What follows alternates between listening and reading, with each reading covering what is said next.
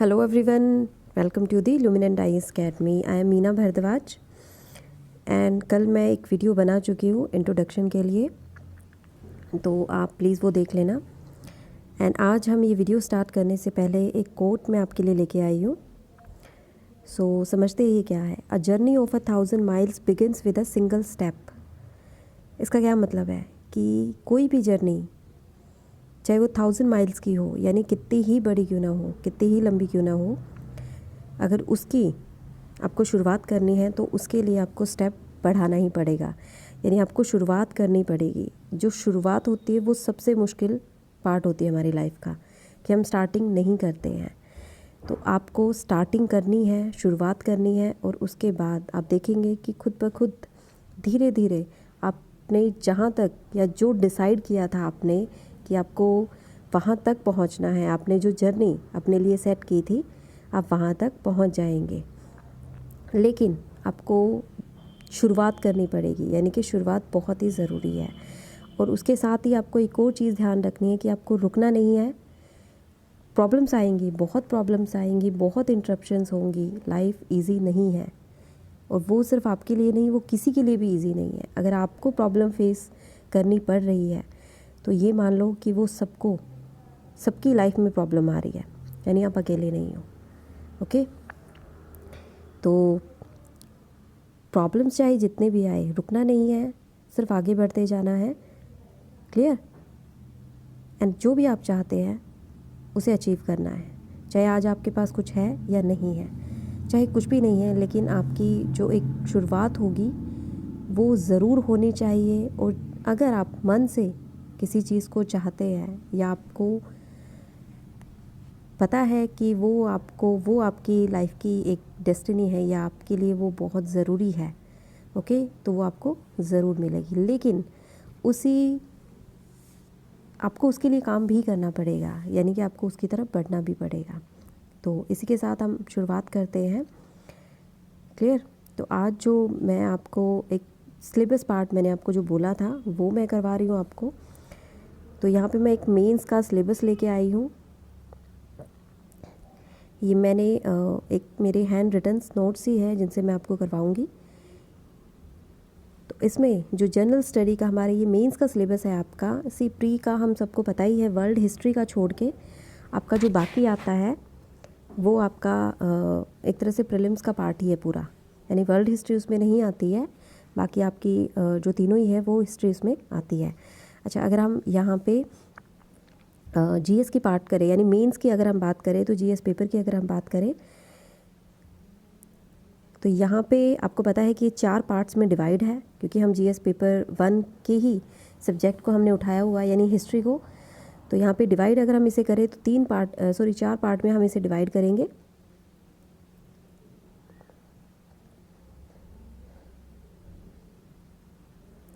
एक minute.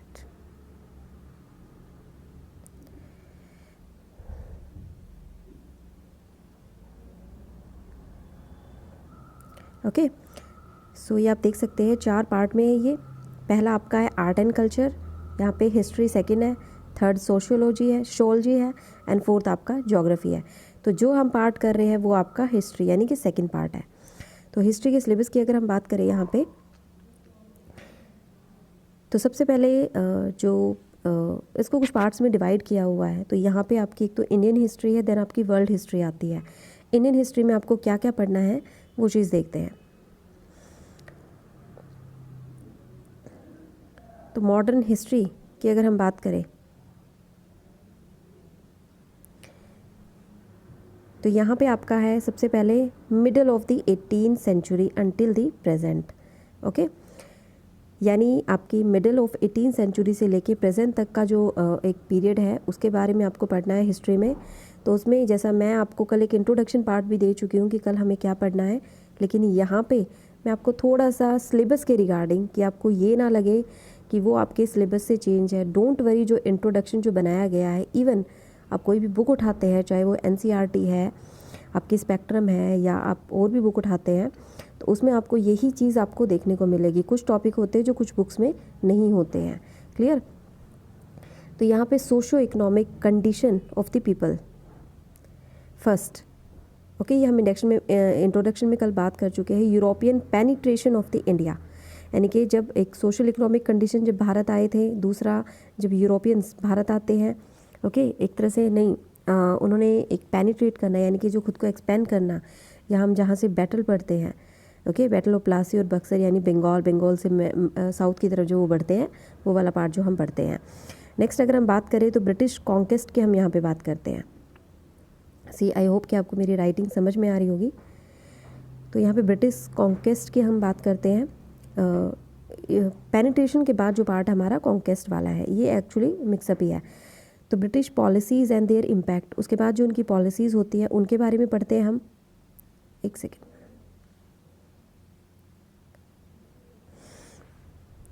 Okay.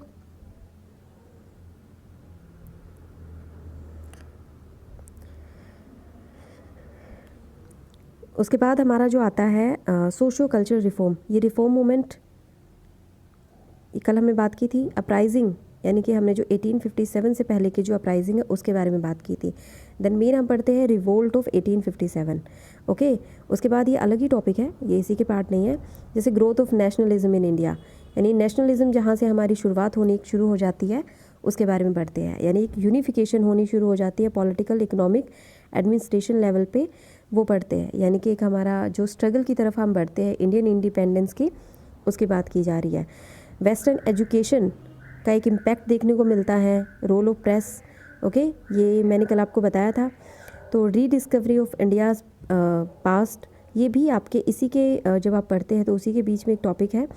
Early political movements, जो starting की पॉलिटिकल मूवमेंट्स हुई थी, जैसे स्ट्रगल बिगेन हुआ था उसके टाइम पे जो पढ़ते हैं।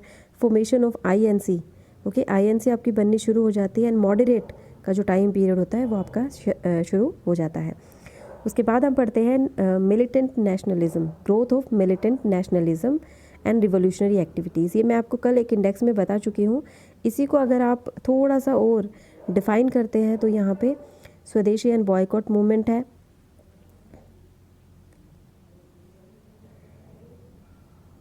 स्वदेशी and boycott movement, Surat split है, इंटरनेशनल इन्फ्लुएंस। इसके बाद जो एक रिएक्शन निकल के आता है, या सॉरी, जो उस टाइम पे दूसरी कंट्रीज़ में जो हो रहा था उसका क्या इन्फ्लुएंस पड़ता है इंडियंस पे, ओके, या उस टाइम के जो लीडर्स थे उनके बारे में बात करते हैं। मॉरले मिंटो रिफॉर्म पढ़ते हैं। ग्रोथ ऑफ कम्युनलिज्म का एक जो हम मॉरले मिंटो एक तरह से फादर ऑफ कम्युनलिज्म के नाम से उन्हें जाना जाता है। तो उस टाइम हम जो एक उनकी कम्युनलिज्म की जो पॉलिसी थी, यानी सेपरेट इलेक्टोरेट मुस्लिम लीग को देने की जो उनकी बात थी, उस टाइम पे हम पढ़ते हैं, ओके। तो बिगिनिंग ऑफ मास नेशनलिज्म, उसके बाद जो हम पढ़ते हैं वो है बिगिनिंग ऑफ मास नेशनलिज्म। ये भी एक तरह से हम पढ़ चुके थे। ये महात्मा गांधी जी के आने के बाद उनके आइडिया, उनके लीडरशिप, मॉन्टेग्यू, ये चैम्सफोर्ड या कैम्सफोर्ड आप इसे बोल सकते हैं, इसका जो रिफॉर्म हुआ था, ये एक तरह से ये आपके एक्ट है, ओके। जैसे मॉर्लेमेंटो हो गया या ये मॉन्टेग्यू हो गया, ये आपके कुछ एक्ट्स थे उस टाइम के। नेक्स्ट आपका आता है कि रॉलेट एक्ट हो गया, सत्याग्रह एक्ट हो गया।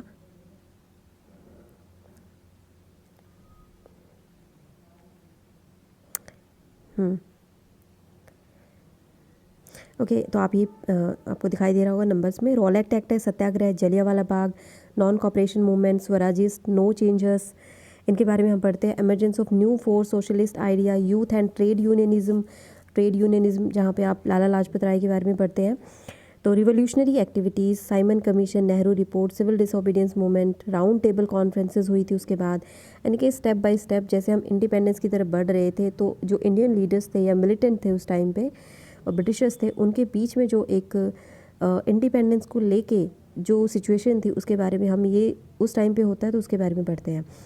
Communal award and Poona pact आ गया, ठीक है। तो यानी कि एक तरह से कुछ इंडियंस जो कोशिश कर रहे थे वो, और उसको रोक, आई मीन इंडिपेंडेंस के लिए, और उसी तरह ब्रिटिशर्स जो कोशिश कर रहे थे इन सब मूवमेंट्स को रोकने के लिए। तो ये उसी के बारे में हम पढ़ते हैं। एक आपका एक लिंक है, आप जैसे जैसे स्टेप बाय स्टेप पढ़ेंगे तो आपको चीज़ें बिल्कुल क्लियर हो जाएंगी कि आपको क्या करना है, ओके।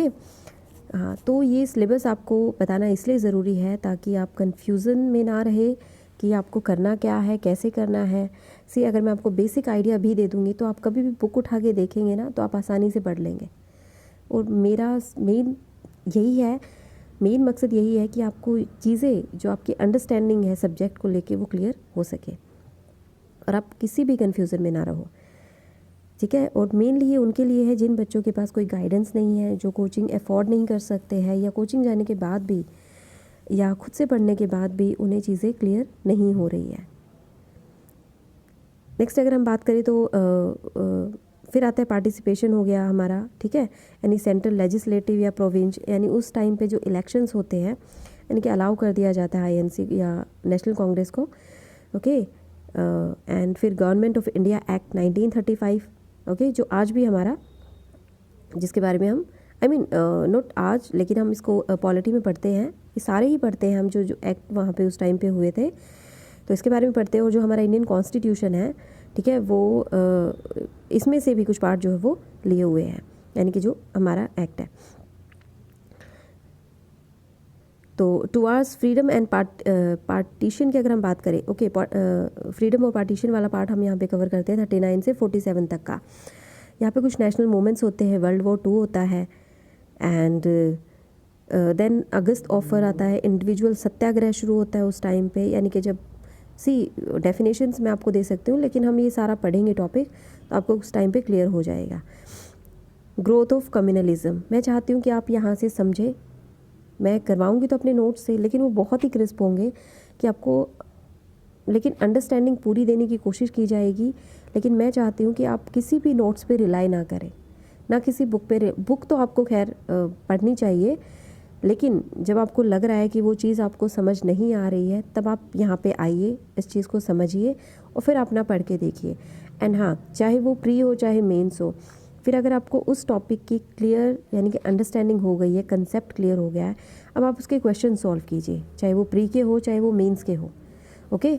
जब आप उसको एक्सप्लेन करेंगे तो आपका वो मेंस का एक कंसेप्ट आपका क्लियर होगा, और जब आप उसको उसमें से फैक्ट निकालेंगे तब आपकी एक प्रीलिम्स की तैयारी होगी, ओके। तो आपको एटलीस्ट ये होगा कि आपके जो टॉपिक्स है वो कवर हो रहे हैं। मेन है कि आपको समझ में आना चाहिए, ये नहीं कि आप पढ़ते जा रहे हैं लेकिन आपको कुछ भी पता नहीं चल रहा है, तो ऐसा नहीं होना चाहिए। आपकी अंडरस्टैंडिंग ऐसी होनी चाहिए कि आप नोट्स बनाने बैठो तो आपको कोई प्रॉब्लम ना आए और आपको दूसरों के नोट्स की ज़रूरत ना पड़े, ठीक है। आपके पास नोट्स बहुत होंगे, आप मुझसे मांगोगे नोट्स, लेकिन आपके पास यार मार्केट में बहुत नोट्स हैं, कहीं से भी ले सकते हो, बुक बहुत है, लेकिन मेन क्या है कि आपको समझ आए, ओके। अगर आपको एक बार समझ आ गया है तो आपको फिर किसी और के नोट्स की ज़रूरत नहीं पड़ेगी, और नोट्स अपने ही अच्छे होते हैं क्योंकि वो अपनी अंडरस्टैंडिंग होती है, वो आपने क्या समझा है उसके बेसिस पे बनते हैं।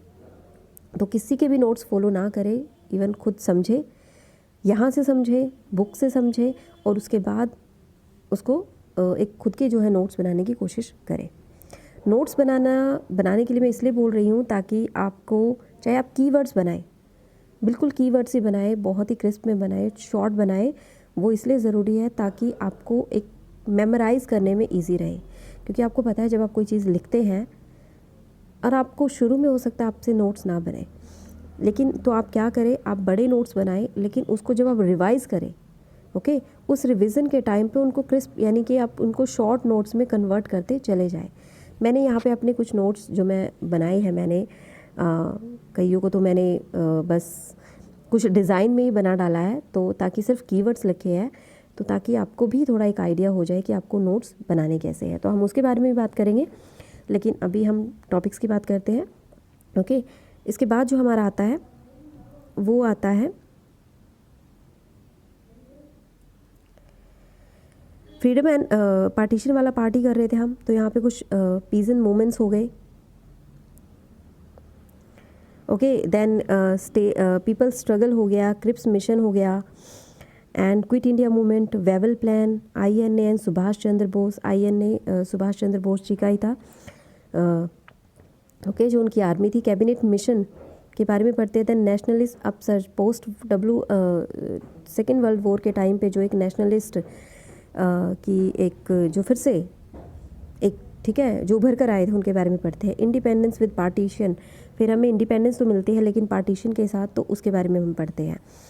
नेक्स्ट हम पढ़ते हैं पोस्ट इंडिपेंडेंस कंसोलिडेशन, ये हमारा अगला टॉपिक है, ओके। सिलेबस की बात करें तो मेंस में नेशन बिल्डिंग। अच्छा, यहाँ पे अगर आप कंसेप्ट अपने क्लियर करते हैं तो आपकी एक मेंस की तैयारी होती है, यानी कि जब आपको लिखना आ जाता है, कंसेप्चुअलाइज आपको करना आ जाता है, ओके, रीजंस कॉजेज़ आपको देने आ जाते हैं। तो लेकिन आपको आप सिर्फ ये मत समझिए कि आपके लिए ये मीन्स का ही सिलेबस है, क्योंकि इसके बिना आपकी एक तरह से हिस्ट्री कंप्लीट नहीं हो पाएगी। क्योंकि आप कोई भी पेपर देना हो तो वहाँ पे आपको ये चीज़ें पढ़नी ही पढ़नी पड़ेंगी। आप इसे डिटेल में पढ़ते हो तो आपकी मेंस की तैयारी हो रही है, ठीक है। अगर आप सिर्फ फैक्ट्स निकाल रहे हो तो आपकी प्री की तैयारी हो रही है, लेकिन आप फैक्ट्स बिना पढ़े नहीं निकाल सकते हो, उसके लिए आपको पढ़ना ही पड़ेगा। तो यानी आपको सारा पढ़ना पड़ेगा, ओके। हाँ, लेकिन जब आपकी याद करने की बारी आएगी, लिखने की जब बारी आएगी, तब आपको मेंस पॉइंट ऑफ व्यू को ध्यान में रख के ही करना होगा, ओके। तब आप ज़्यादा फैक्ट्स पे नहीं बल्कि आप डिटेल पे ध्यान देते हो। तो ये सारे टॉपिक आपके हिस्ट्री के है ही, जो आपको पढ़ने ही पड़ेंगे, चाहे वो प्री हो चाहे वो मेंस हो, ओके। हाँ, इसके बाद वाला जो थोड़ा सा पार्ट है, यानी कि कुछ जो पार्ट है यहाँ पे, वो आपका मेंस पॉइंट ऑफ व्यू से ही इम्पोर्टेंट है, ना कि प्री की वजह से। तो यहाँ पे नेशन बिल्डिंग के बारे में हम पढ़ते हैं। तो यहाँ पे पार्टीशन हो गया, पार्टीशन, और उसके बाद की जो सिचुएशन एक आती है एंड प्रिंसली स्टेट्स में जो कन्वर्ट होता है, ओके, रीऑर्गेनाइजेशन होती है स्टेट्स की। फिर ऑफिशियल लैंग्वेज के बारे में हम पढ़ते हैं, ट्राइबल कंसोलिडेशन, रीजनल एस्पिरेशन के बारे में पढ़ते हैं। ये वाला जो पार्ट हम बात कर रहे हैं यहाँ, ये सिर्फ आपका मेंस के लिए ज़्यादा इम्पोर्टेंट है, ओके। फॉरेन पॉलिसीज़ के बारे में हम पढ़ते हैं, नॉन अलाइन मूवमेंट हो गया, पंचशील हो गया। इसमें से बहुत सारी चीज़ें आपको पॉलिटी में भी देखने को मिलेंगी। जब आप पॉलिटी की बुक उठाते हैं लक्ष्मीकांत, तो वहाँ पे भी अगर आप यहाँ पे पढ़ते हैं तो भी आपको वहाँ पे बहुत सी चीज़ें क्लियर हो जाएंगी। तो आपको लिंक करके पढ़ना है और हम कोशिश करेंगे यहाँ पे हम चीज़ों को लिंक कर सके, क्लियर।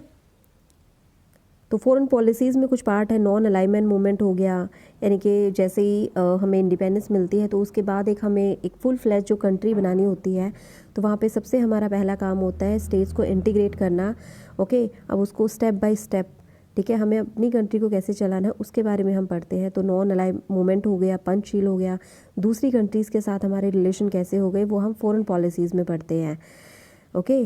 देन फिर उस टाइम पे जो वॉर होता है with Pakistan and China, okay, nuclear policies हो गई। एंड जैसे जैसे इसका जब पढ़ते हैं आप, एंड होता है, तो वहीं पे आपको एक ओवरव्यू, एक डिटेल आपको मिलना शुरू हो जाता है, और आपको चीज़ें जो आपके मीन्स के लिए ज़रूरी है वो आपको क्लियर होनी शुरू हो जाती है। यहाँ पे फिर हम पढ़ते हैं economic policy, polity and social. Economic policies में आप पढ़ते हैं plan development, green revolution, operation flood and cooperatives, agrarian and land reform, industrial reform, LPG reform, okay. यानी कि जो भी आपकी कंट्रीज़ के जो मेन पिलर्स होते हैं आपके, लाइक नेशन बिल्डिंग हो गया, फॉरेन पॉलिसी हो गया, इकोनॉमिक पॉलिसी हो गया, पॉलिटी हो गया, सोशल हो गया, ये यहाँ पे हम पढ़ते हैं, okay. Just like industrial reform हो गया इकोनॉमिक में, एलपीजी रिफॉर्म हो गए। पॉलिटी की अगर हम बात करें तो वन पार्टी, अब कुछ पार्टीज़ जो उस टाइम पे, ओके, अपोजिशन पार्टीज़ आई थी, या हम कहीं रीजनल पार्टीज़ की हम उस टाइम पे पढ़ते हैं। एक कोalition एरा के बारे में हम पढ़ते हैं। सोशल की अगर हम बात करें, मेरी आवाज़ अगर आपको क्लियर नहीं आ रही हो या थोड़ी अलग, तो मैं थोड़ा सा, मुझे कोल्ड है उसकी वजह से भी आपको ऐसा लग रहा होगा।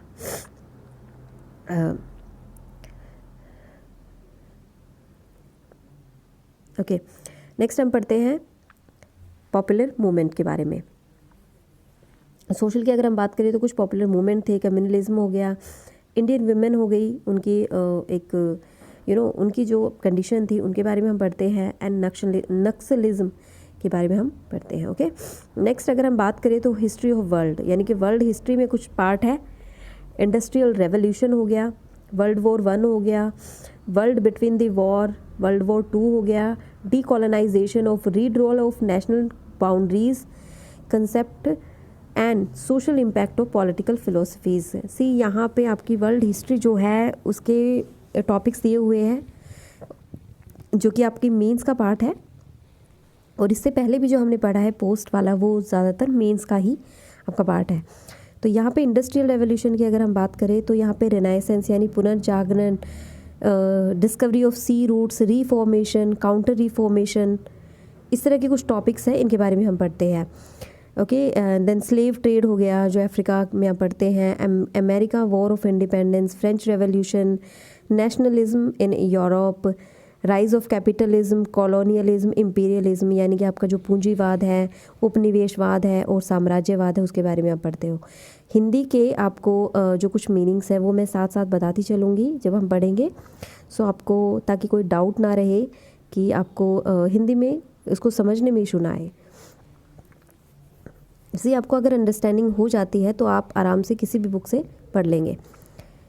मेन है आपका एक जो कंसेप्ट है, यानी कि जो बेस है या बेसिक अंडरस्टैंडिंग है, वो होनी बहुत ज़रूरी है। वर्ल्ड वॉर 1 की अगर हम बात करें तो यहाँ पे आपके कुछ कॉजेज़ हो गए, ओके, उसके स्कोप के बारे में पढ़ते हैं। रशियन रेवोल्यूशन हो गया, end of the war and peace treaties के बारे में पढ़ते हैं, कॉन्सिक्वेंस ऑफ वॉर, ओके, आखिर वॉर हुआ क्यों, एंड फिर वर्ल्ड वॉर 2 के बारे में पढ़ते हैं। लेकिन उसके बीच यानी वर्ल्ड वॉर 1 और 2 के बीच में जो टाइम था, आपको पता है 14 से 18 में 1 हुआ था एंड फिर 39 में हुआ था। तो ये वाला जो हम पढ़ते हैं, इससे पहले इसके बीच में जो टाइम पीरियड था उसके बारे में हम पढ़ते हैं।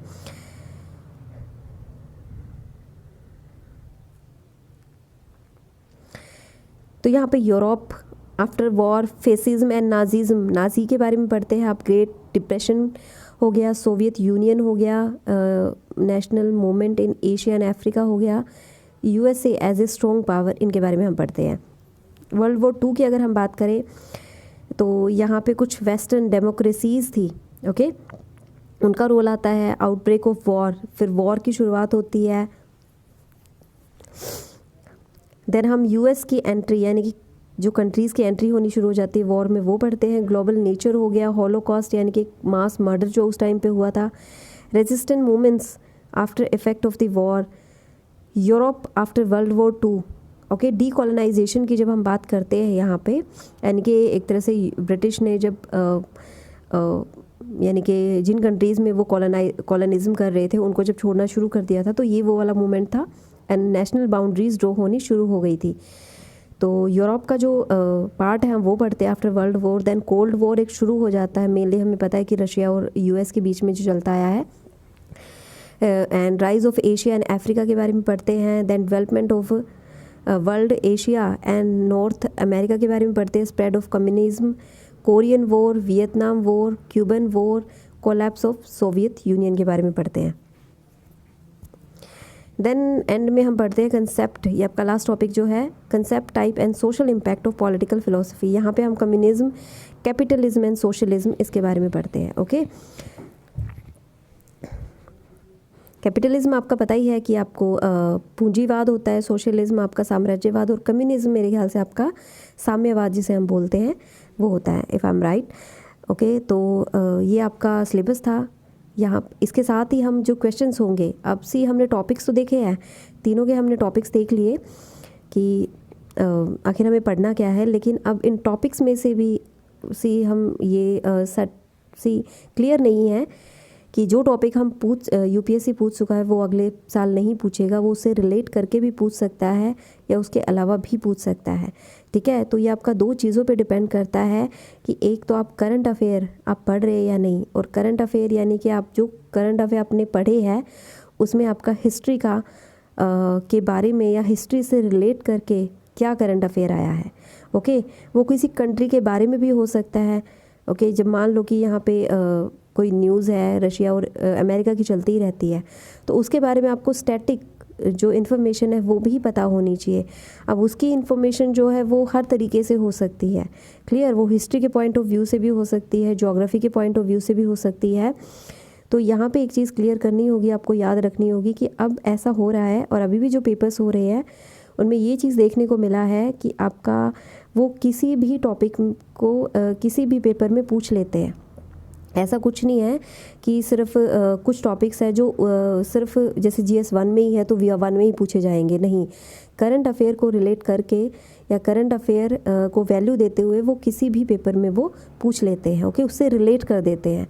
तो आपको अप टू डेट रहना बहुत ज़रूरी है, करंट अफेयर की नॉलेज होनी बहुत ज़रूरी है, ओके। तो वो भी हम यहाँ पे करेंगे। आपको 3 मंथ के मैं करंट अफेयर प्रोवाइड करूँगी, टॉपिक वाइज यानी कि सब्जेक्ट वाइज, यानी कि हम अगर हिस्ट्री कर रहे हैं तो हिस्ट्री में मैं आपको आर्ट एंड कल्चर हो गया आपका, चाहे मिडिवल हिस्ट्री हो गई आपकी, मॉडर्न हिस्ट्री हो गई, एंशियंट हो गई, यानी कि आपका इन सब का एक कॉम्बिनेशन मैं 3 मंथ की आपको एक जो वीडियो है वो प्रोवाइड करूँगी। तो आपको सब्जेक्ट वाइज करंट अफेयर की वीडियो मिलेगी ताकि आपको रिलेट करने में ईजी रहे और आप समझ सको कि आपको टॉपिक किस तरीके से पढ़ना है। तो पढ़ना तो है आपको, देखो सिलेबस के पॉइंट्स तो आपको कवर करने ही पड़ेंगे, टॉपिक्स आपको पढ़ने ही पड़ेंगे, लेकिन आपको करंट अफेयर से अगर आप रिलेट करके पढ़ते हो, यानी करंट अफेयर के टॉपिक को ध्यान में रख के पढ़ते हो, तो आपकी एक ज़्यादा अच्छे से तैयारी हो पाएगी। तो इस चीज़ को आपको ध्यान में रखना है।